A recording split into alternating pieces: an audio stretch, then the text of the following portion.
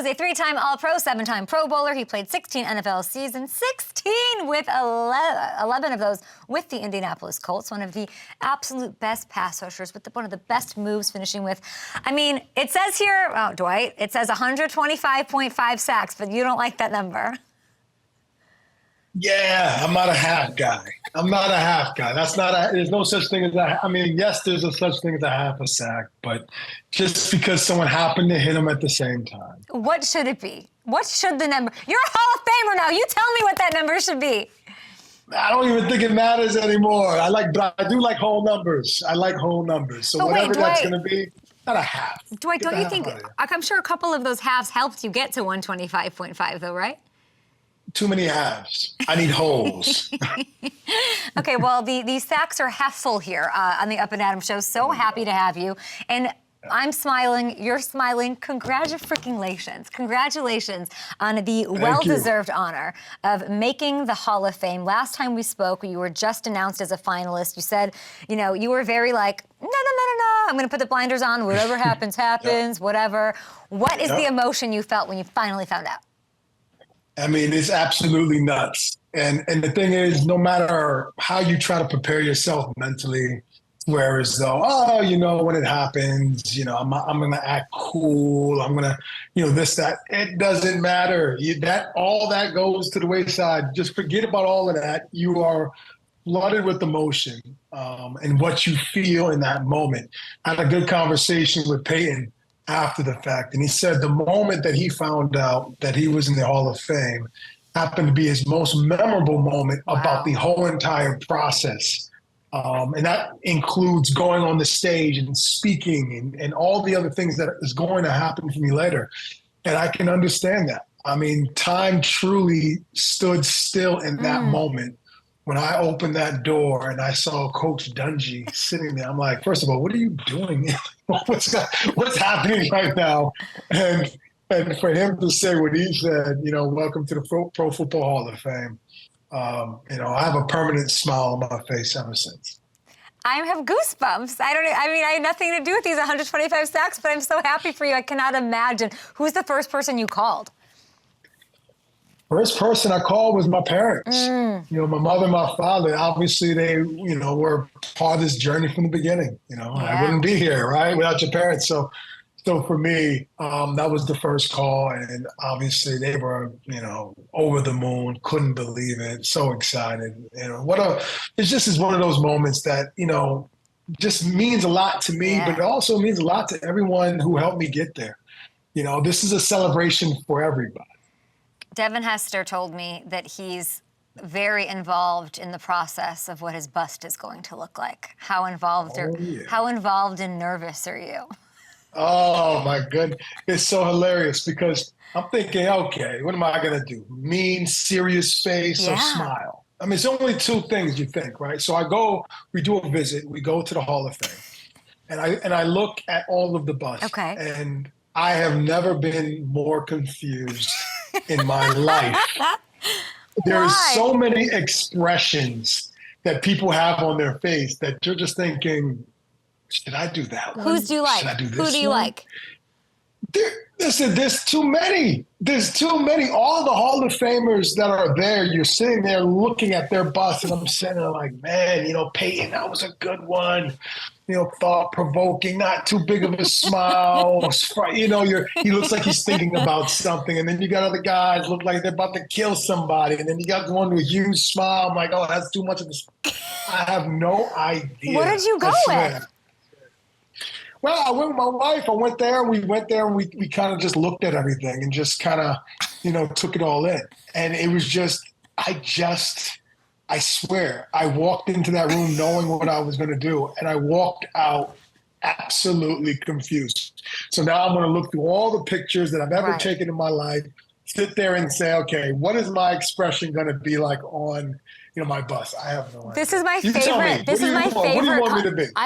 No. This is serious or smile? Come on, serious or smile? Which one? Serious, because you're so, you know, you weren't like I don't know. you were a monster. No offense, but you ripped quarterbacks apart. Like, don't you want those quarterbacks to walk through those halls and be like, they don't want to see your smiling ass sitting there in that bronze statue. They want to you want to look a little badass, I think. I like that. Okay. I don't know, but I'm serious. Dwight, I'm fascinated by this. I'm fascinated by how much thought goes into it's a very human thing to be like, this lasts forever.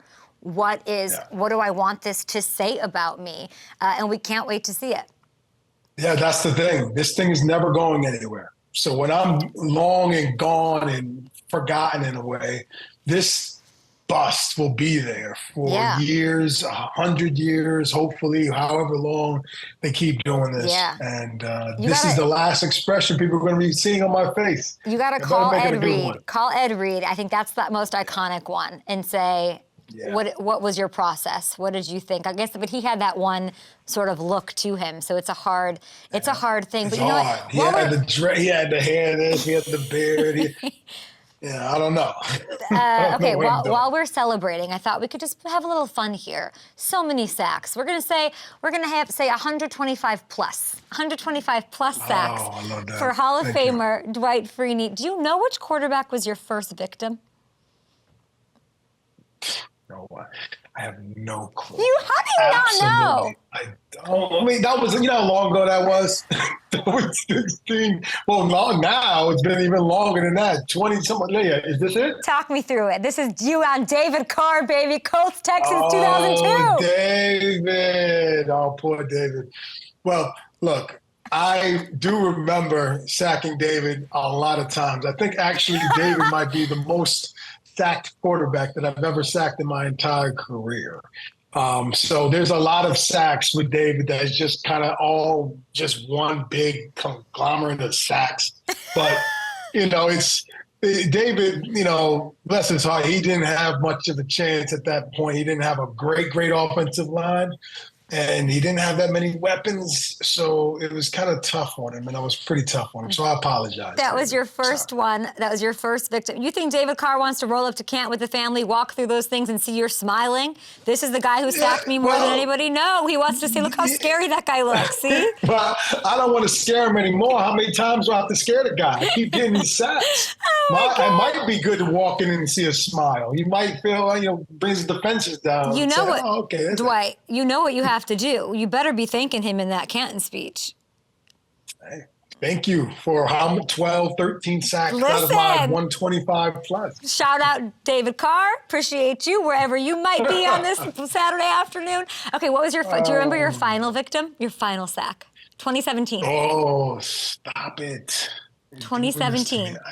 You were with the Seahawks. Week 17. Give me a guess. Seahawks. Open your eyes. I'm trying to visualize. Oh, that's why you said open my eyes. Oh, look, Kurt. Yeah, that was a good one. That was when, towards the end, you don't know how many years you have left or how many plays you got left. So thank God, Seattle picked me up and I had an opportunity to go after Kurt. I love the fact that he held on to that ball, too. It was great. It's a Hall of Fame career. It's amazing. You just talked about how important it was that Tony Dungy surprised you with the news. You opened the door. You're like, what is going on? And I bet that's super, super special. But he wasn't the only Hall of Famer at the golf club that day, I understand. Yeah. So I'm a member at the Grove, and the Grove is Michael Jordan's golf course. I've known Michael for years. I've known him from 2003 through the game of golf. And, what is happening? Yeah, that's my big bro. That's my big brother. And we play a lot of golf together. And he's been through the ups and downs of my football career and my golf career now, right? So this was great for him to be there, obviously, him being his coach. He actually is the one who set me up. Look, the rules for his course is pretty simple. Look, just show up. Okay. Wear a T-shirt and shorts, whatever you want. There's no rules. A lot of golf courses have all these rules. Tuck in your shirt. You have to wear a button-up. Not this type of shorts. No music. His course is really relaxed. Okay. Just show up. Just don't be a jerk. All right. If a guy wants to come play through you, let him through. That's the only rule it really is at his course. Okay. So for me, I was like, okay, just wear T-shirts and shorts every day. So that's what it's been. Now, this particular day, he said, hey, look, I have a photo shoot like him for the Grove, and he wants me to be a part of the photo shoot. So he wanted me to dress up nice. He said, hey, wear some good golf clothes. Like, you're wearing the same shirt. And then, listen, I It's your put the same lucky shirt shirt. on. This is my lucky shirt. You know what I mean? I got the announcement for Football Hall of Fame. I'm talking to you. So there you go. I love so it. yeah, I throw on the shirt, throw on some shorts, make it look good. And I open the door, Coach Dungy's there, and he's laughing in the background. It was awesome. Did he take it easy on you that day? Did y'all golf after? Like, oh my goodness. I mean, look, well, the good thing is and bad thing is he's my partner. And he's my partner for the most rounds that we play, right? The bad thing is I had no chance of hitting any good shots that entire day. 100%. Right? It didn't even matter. I didn't care. I hit the ball in the water. Oh, who cares? Whatever. Did he care? I feel like Michael cared. You know what? He probably did. He hit it well. Most times he has this expression on his face where he just looks at me like, you know, what's going on? What are you doing? But today I got no expression. I mean, that day I got no expression. It was just all good, all love. Dwight, I have seen Michael Jordan and I have avoided him every time. I don't want to meet him. I grew up in Chicago. He is on such like a level that like I've been in situations. Do you want to go meet Michael Jordan? No, I don't want to meet him. You should meet him. He's a great guy. What is the key to being like the best golf partner? Like if you were to, if I was in a foursome or whatever you call it, whatever that is, golfing, and it was, you know, you're gonna golf with Michael Jordan, what would be your piece of advice for me? Play fast. Play fast. Okay. It doesn't matter what you do. If you mess up fast. Don't take forever. The golf round already takes long enough as it is. He always gives me crap about how long I take to putt the ball, etc. Even though I think that I'm pretty quick for most standard people, but he just likes to get the round over with. So he's just like, regardless of what it is, just play fast. You can mess up, play fast. Oh my gosh. Well, we got the draft coming up. Let's talk a little football here. We talked a little Hall of Fame, a little golf, a little MJ, a little fashion. And listen, we got the draft coming up. Listen, your former teammate, Marvin Harrison, the son of this great player, is largely projected to be the first wide receiver taken. There's a big gap between him and all of the other really talented guys at the wideout spot. Do you have any memories of like a baby Marvin Harrison Jr.? Oh, man, it's crazy. I can't even believe I'm about to see Marvin Jr., be drafted. That tells you how old I am, I guess. It's crazy, and I'm so honored and to be a part of that whole family of Marvin and Marvin Jr., ex-Colts. I'm excited. Marvin used to bring him out from time to time during practice and obviously some of the big games. And seeing Marvin Jr. out there doing what he's doing, there's no surprise, though, crazy enough that who's going to be a great wide receiver. And that had to do with Marvin. Marvin Sr., how Marvin is. Marvin perfected his craft and how he went about his business out on the football field. One of the best, greatest receivers that ever played the game. Probably the best route runner, I think, that ever played the game. And so to see Marvin Jr. kind of following his father's footsteps a little bit is awesome. Everyone's saying on our YouTube page, slow golf is annoying. He's correct. Great advice. Great advice. Just play fast. Just play fast. From one of the GOATs. Okay, so I can't wait to see where Marvin Harrison goes. I wonder, is Marvin Harrison the kind of guy is he texting him during the game? So, Harrison Jr. sees his phone and his dad's giving it, is he sitting him down for film sessions? How involved is he? That could be a lot. Well, I think he's probably involved to a certain extent. He's definitely involved. Now, he's going to let the coach, his position coach, do whatever he needs to do, probably from a scheme standpoint. And, Marvin line up here, line up there. But I think from a technique standpoint of what he actually is doing, how he runs his routes, how he comes in and out of those routes, I think that's all Marvin Sr., all Marvin. I honestly do. I see a lot of similarities. Enough of this offense talk. Let's get to some defense. Aaron Donald, He retires just a couple of weeks Yeah. ago, and now I'm sitting here every day like, who's the guy now? Who's the most dominant defensive lineman in the NFL? He himself said the best defensive player in the league right now is T.J. Watt. Who do you think deserves that title? Oh, that's a tough one. I mean, I think it's out of three guys, honestly. T.J. Watt being one of them, Myles Garrett, and Micah Parsons.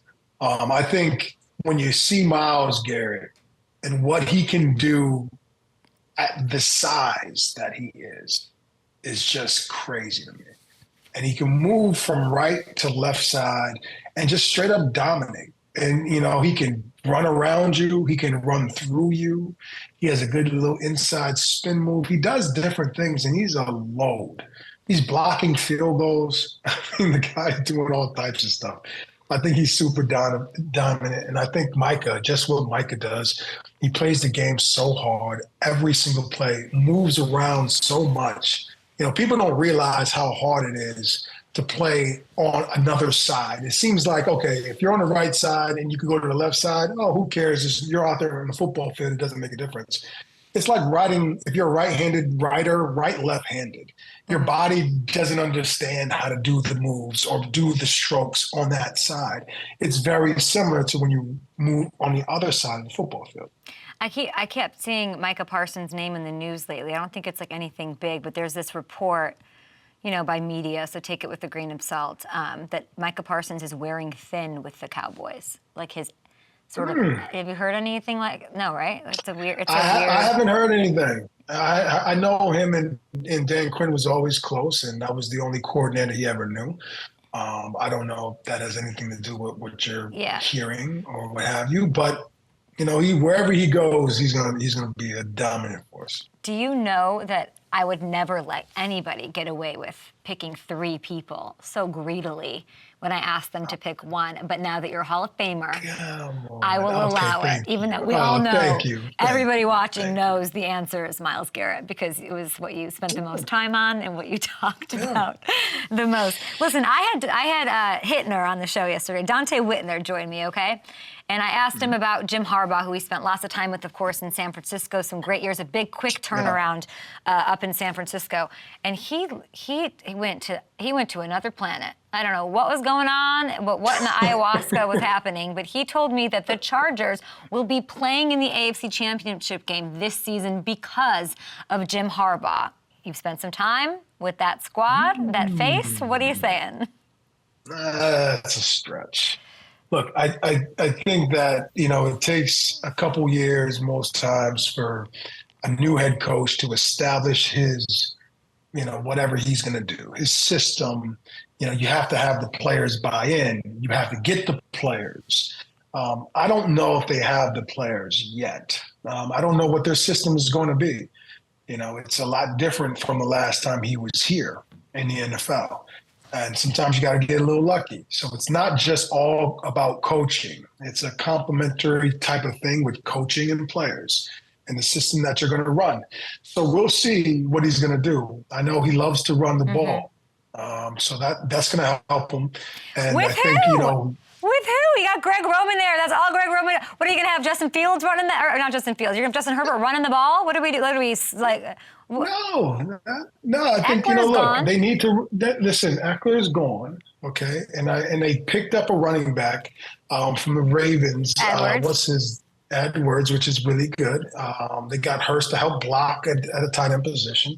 I think that you have to establish some type of thing for your offense. You lose Mike Williams, you lose Keenan Allen, which are great receivers. So therefore, you're going to have to complement your defense in a certain way and put them in a certain mode, which will be run the ball. Okay, and that's what they're going to try to do, establish the run.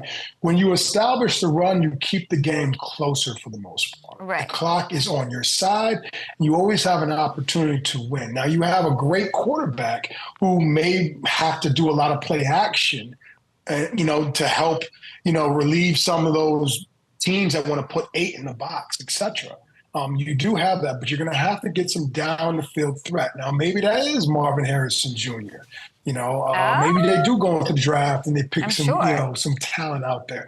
So I think with the draft picks, with establishing the run, they have a chance to be better.